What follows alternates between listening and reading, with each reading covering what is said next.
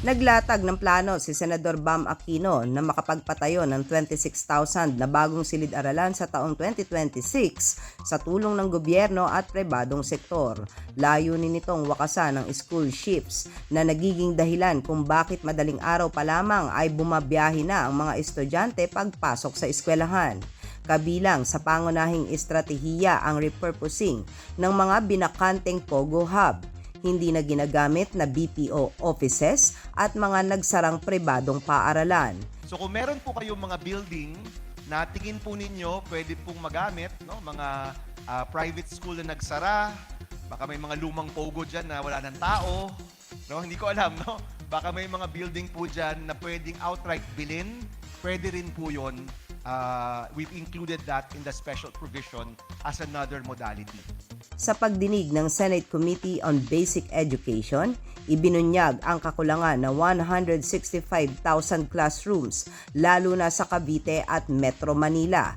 Dahil dito, maraming mag-aaral ang napipilitang gumising ng alas 4 ng madaling araw para sa early shifts. Kailangan po nating magsama-sama para magtayo ng mga silid-aralan para sa estudyanteng Pilipino. Nasa kasalukuyan ay nagsishifting, nagsisiksikan sa mga classroom or nagkaklase sa mga pasilyo sa labas ng eskwelahan or nagsishare ng mga covered courts kung saan back-to-back sila. Nagbigay rin siya ng direktibang utos ng DepEd, DPWH at pribadong sektor upang makamit ang target sa 2026. Inilantad din ang problema sa lupa na nagpapabagal sa konstruksyon kahit may pondo na ang DepEd. May nakalaan na 67.9 billion pesos para sa classrooms. Ang goal po natin ay makapagpatayo ng at least 25 classrooms ngayong 2026. At the minimum, we want to see 26,000 classrooms started in 2026.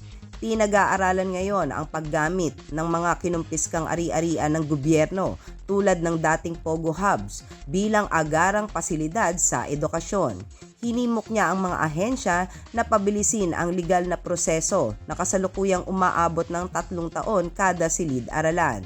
Tiwala rin si Senador Aquino na ang muling pagpapalakas ng public-private partnership ay makakatulong na anya ay dapat gawin sa tamang presyo, sa tamang paraan at sa tamang panahon.